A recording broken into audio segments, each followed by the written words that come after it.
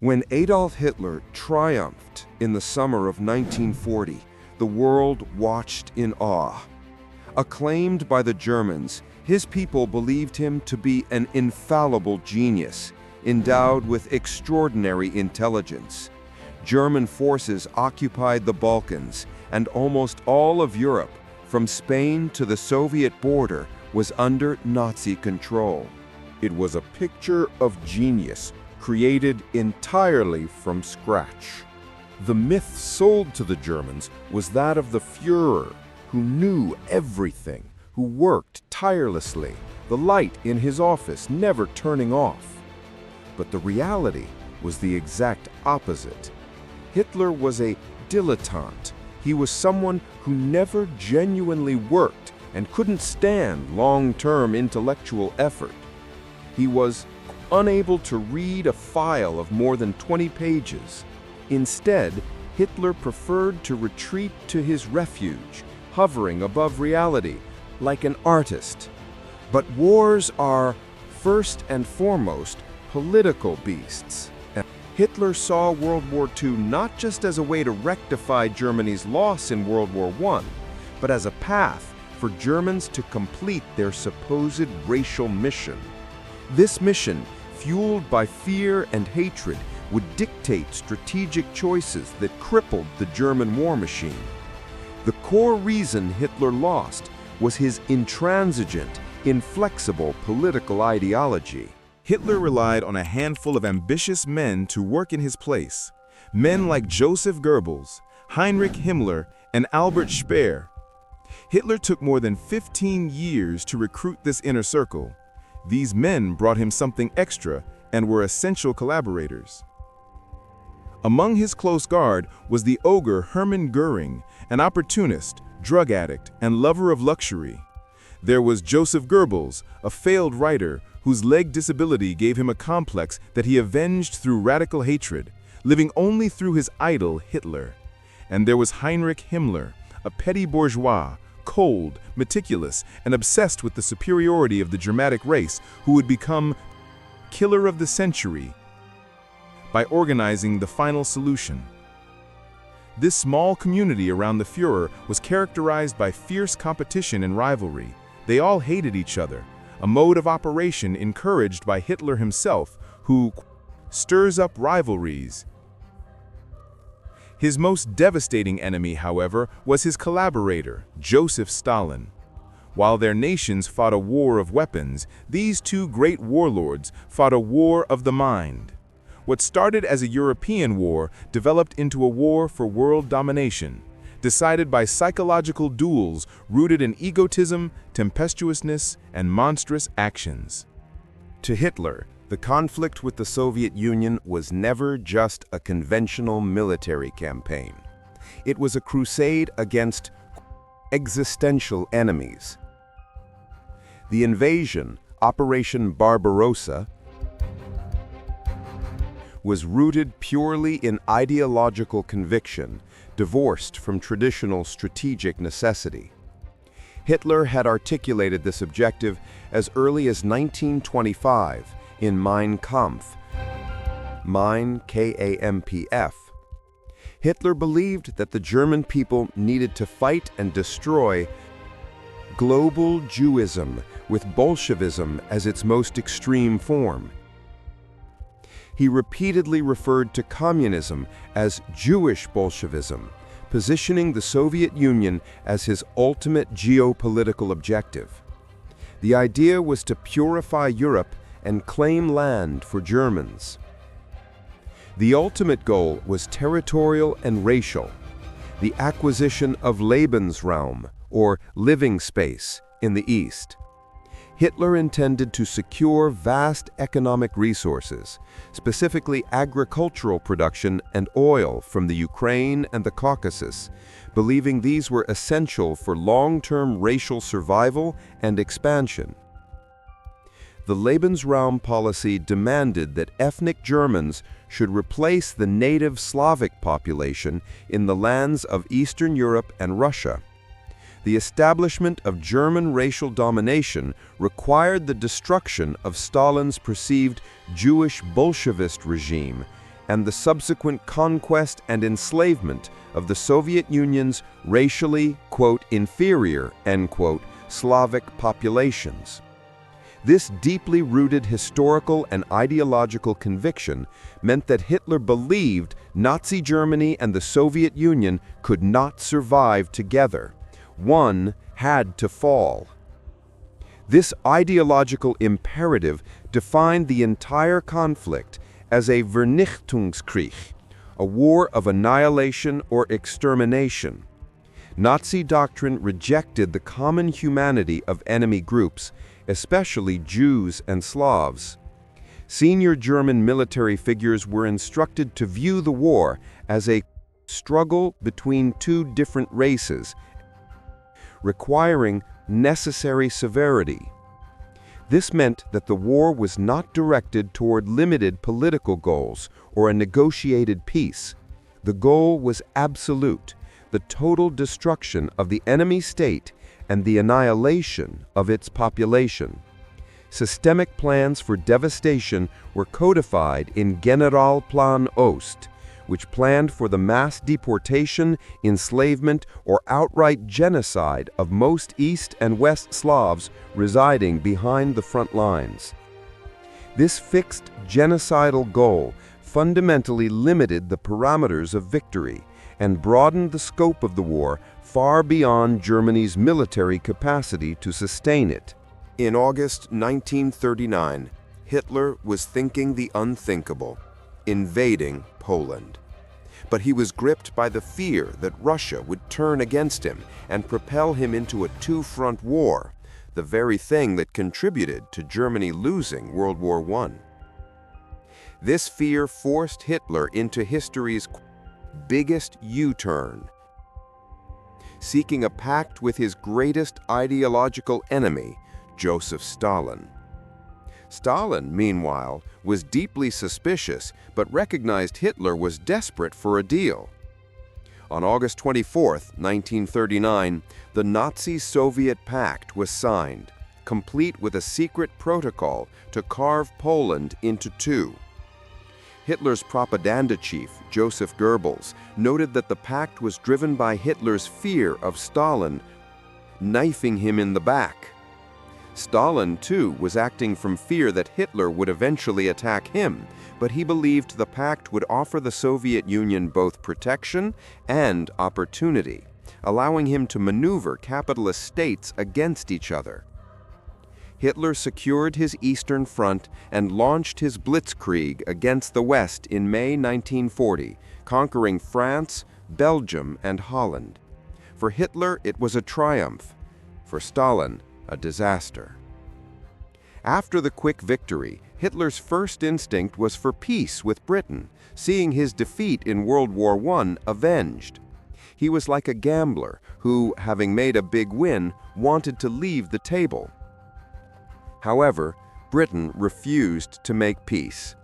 Hitler, tormented by Britain's persistent unwillingness to surrender, began to convince himself there must be an external factor. He started building a conspiracy theory fueled by incoming information. By July 1940, Hitler calculating machine concluded, Britain hopes for Russia. He stated, Russia is the factor on which Britain is relying the most. The delusion was set. With Russia smashed, Britain's last hope would be shattered. On August 18, 1940, Hitler issued War Directive No. 23. The Wehrmacht must prepare to crush Soviet Russia in a rapid campaign before the war against England had ended.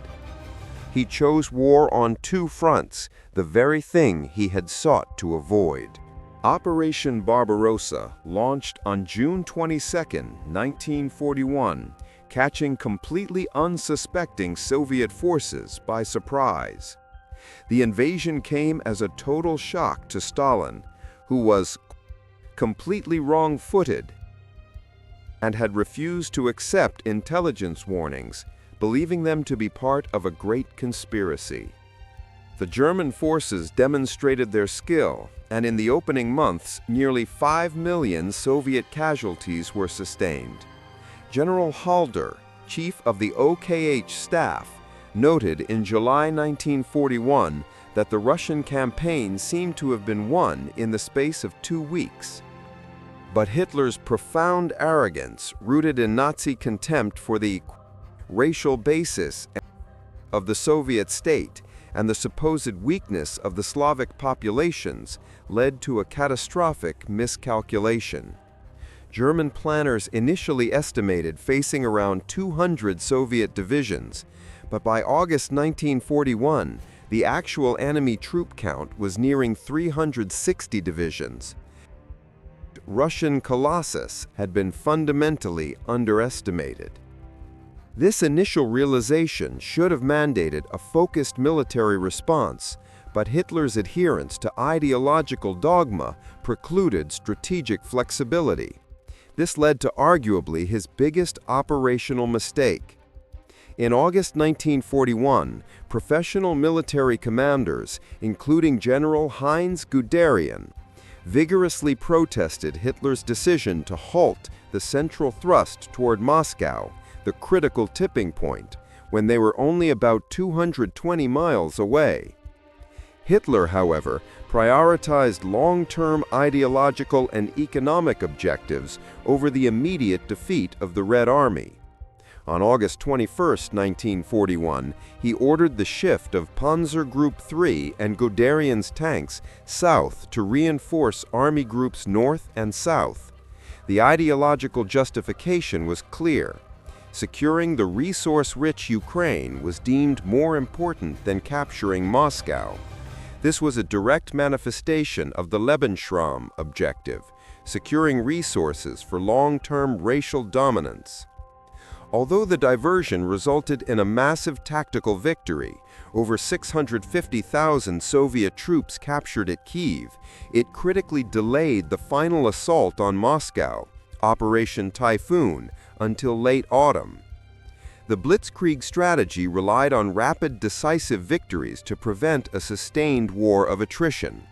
Hitler's ideological prioritization violated this core tenet. The delay allowed the Soviet Union time to reorganize defenses, move vital industries east, and bring up essential reinforcements, many from Siberia and the Far East. By the time the offensive resumed, the German army was fatally weakened, and the weather had dramatically worsened, grinding the advance to a halt short of the capital. This ideological choice guaranteed that the invasion would fail, forcing the Wehrmacht into a devastating winter campaign for which it was logistically unprepared, cementing the inevitability of eventual defeat. The sources suggest Germany was doomed to be defeated in 1941. Hitler's ideological commitment to the Vernichtungskrieg systematically destroyed any potential for political or military success in the occupied Eastern territories.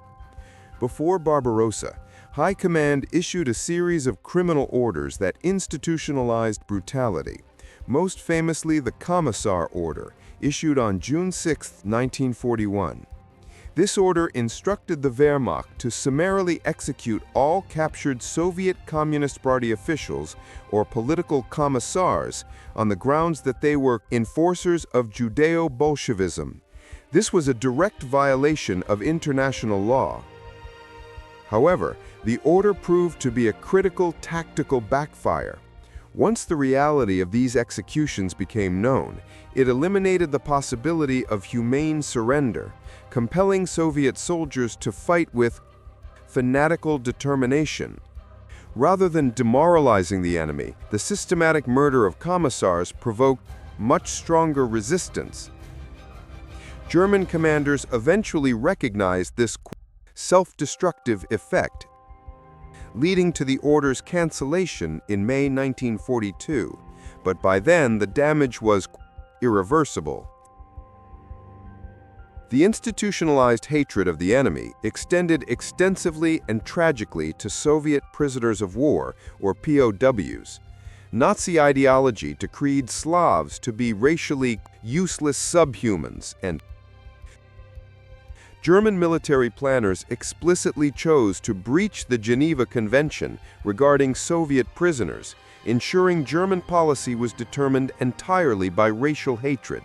Of nearly 6 million Soviet soldiers captured, between 2.8 and 3.3 million died in German custody. This loss, sustained mainly between June 1941 and early 1942, was caused by a deliberate policy of mass starvation in the East, compounded by exposure, disease, and summary executions. This profound failure of political strategy, driven by ideological rigidity, eliminated any chance the Germans had of leveraging anti-Stalinist sentiment, which was widespread among certain Soviet populations. Because the Slavic population was universally designated as racially inferior and subject to enslavement or death, potential local allies were immediately alienated. By meeting all forms of resistance with collective punishment, mass shootings, and the burning of entire villages, German hatred guaranteed that the conflict would be perceived by all Soviet peoples as a unified, existential war of defense against annihilation.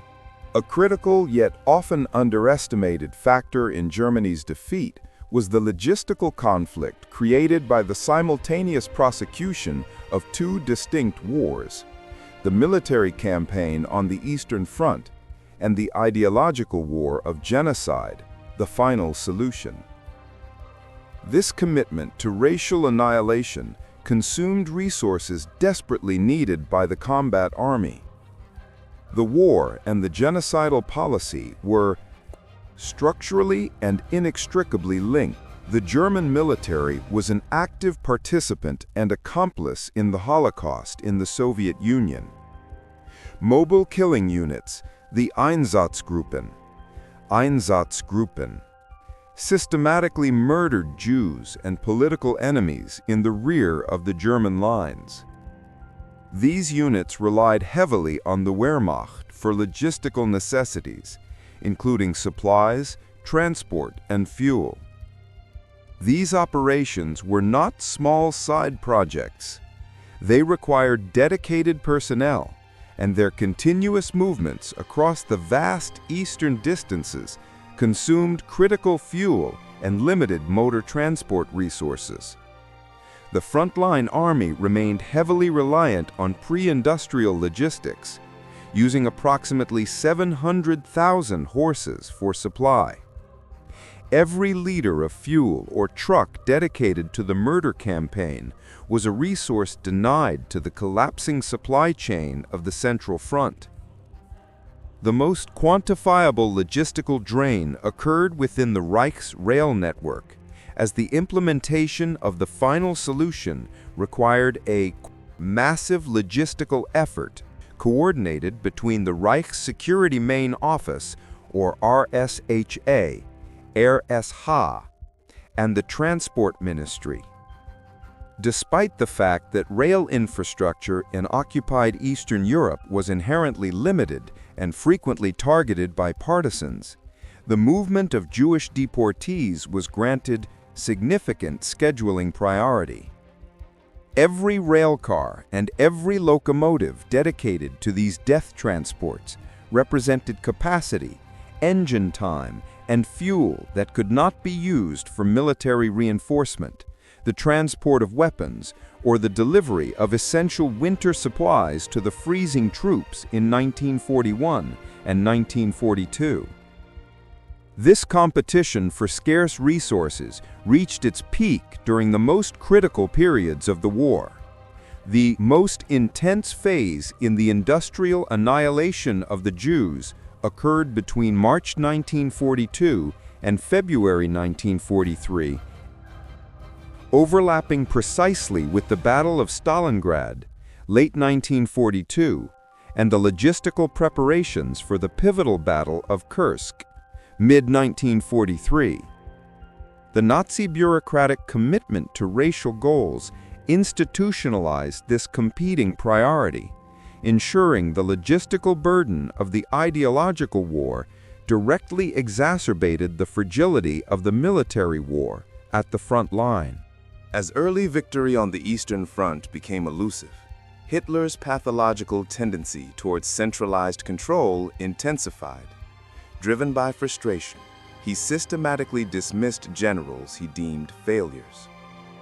His command style became less about objective military analysis and more about maintaining the Führer principle, or leadership principle, substituting emotional and ideological certainty for technical expertise.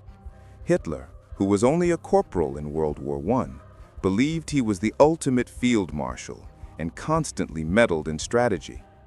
Following the devastating failure to take Moscow in December 1941, Hitler officially took over direct command of the German army. By September 1942, he served simultaneously as Führer, Commander-in-Chief of the Wehrmacht and the Army, and Commander of Army Group A.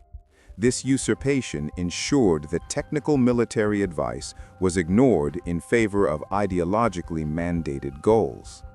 A defining and destructive consequence of this rigid style was Hitler's absolute insistence on the hold fast doctrine, refusing any operational or strategic retreat, regardless of tactical necessity. This inflexibility led directly to the annihilation of the Sixth Army at Stalingrad. His ideological faith in his own infallibility made him incapable of admitting strategic error, guaranteeing that military failures would compound indefinitely. When he hears something pessimistic, he refuses to believe it's true, which is a real problem when prosecuting a battle. In sharp contrast to Hitler's downward spiral, Joseph Stalin's command structure evolved toward greater competence and pragmatism after the initial catastrophes of 1941. Although Stalin's initial failure was rooted in paranoia and a refusal to believe intelligence warnings, his subsequent response showed an unexpected capacity for growth. By 1942, Stalin began to move in the opposite direction from Hitler, gradually learning to trust his professional military leadership, the Stavka. The Soviet High Command became consummately professional, featuring figures like Marshal Georgy Zhukov. Unlike Hitler, who was bound by unchangeable racial goals, Stalin was capable of adapting his methods based on military reality, delegating significant operational autonomy to his field commanders. Stalin's strengths were his ruthless, absolute focus and his ability to learn from mistakes. This adaptability allowed the Soviet system to absorb the immense casualties of 1941 and 1942, stabilize the front, and develop the highly coordinated offensives that reversed the war's momentum starting at Stalingrad. Zhukov, in particular, was able to tread a fine line, standing up to Stalin while gaining his trust. By the beginning of 1942, Hitler's mood was pretty punchy, despite the tough winter.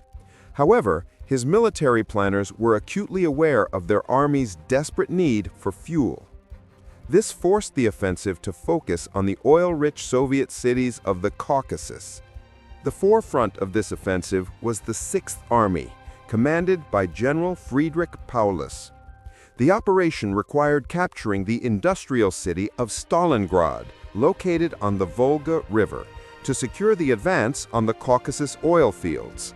Given its name, Stalingrad, renamed in 1925 to honor Stalin's role in the Civil War, both dictators assigned it immense political importance. Pause.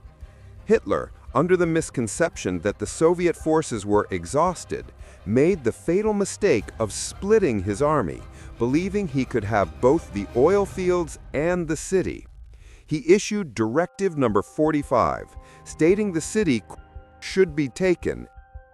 Paulus, a strategist, was skeptical of the enormous task of capturing a sprawling city over 20 miles long, hugging the Volga. Privately, some generals realized they had bitten off more than they can chew, but Paulus obeyed orders, knowing he had to deliver for his supreme commander. The German Sixth Army made good progress, reaching the outer suburbs of Stalingrad by August 23rd. In response, Stalin issued Order Number 227, the infamous "not one step back" order, compelling Red Army soldiers to fight until the bitter end, with anyone retreating being shot. Zhukov and Stalin were secretly hatching Operation Uranus, a monumental counteroffensive designed to encircle and trap Paulus and the Sixth Army by smashing through the weak Romanian and Italian Axis troops on the flanks. Zhukov coordinated massive numbers of troops, artillery, and logistics. Within 3 days, Soviet forces achieved the impossible. They surrounded the Sixth Army. By November 22, 1942, the encirclement was complete, trapping around 250,000 to 275,000 men. Hitler faced a dilemma: immediate defeat or sacrificing the trapped army. When Paulus contacted Hitler, pleading to punch out of the encirclement, Hitler's response was firm: "You are not doing that. You are going to stay put." Hitler's instinct was driven by prestige and honor. He had already announced he had captured Stalingrad. He refused any withdrawal, believing the generals always wanted to withdraw, and that was not how wars were won. Hitler was too fascinated, obsessed with prestige and honor, to withdraw. He listened to Göring, who assured him that the Luftwaffe could resupply the trapped army with 750 tons of supplies a day. This was a lie, and both had been warned by their own staff that it was impossible.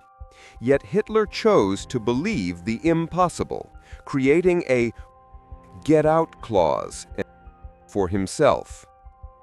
The consequences were devastating. Paulus was losing 20,000 men a week in casualties. Most of Paulus's men would not die from fighting, but from malnutrition and hypothermia. The airlift failed, and supplies were reduced to barely 900 calories a day. Hitler organized the last stand not for military sense, but because of prestige. For him, it was better to lose 250,000 men in a hopeless battle than it is for these men to withdraw. He believed there was a glory in death. Hitler showed a complete lack of understanding and felt no empathy. He did not think of the individual man on the ground, frostbitten, terrified, starving, but of constituents of a square on a map. On January 30th, 1943, Paulus was informed by radio that he was promoted to Field Marshal. The chilling implication was clear: no German field marshal had ever been captured alive. This was an obvious demand for suicide. Paulus refused to play Hitler's game. Having felt let down by his superiors who hadn't listened to his pleas to withdraw the army, he refused to commit suicide, stating it was against his religion. On February 2nd, 1943, the Sixth Army surrendered. Stalingrad was the biggest, bloodiest battle of World War II, costing over 1 million Soviet soldiers and citizens and 400,000 German soldiers killed or captured. The battle was the turning point for the Soviets psychologically, showing they knew how to fight and beat the Germans.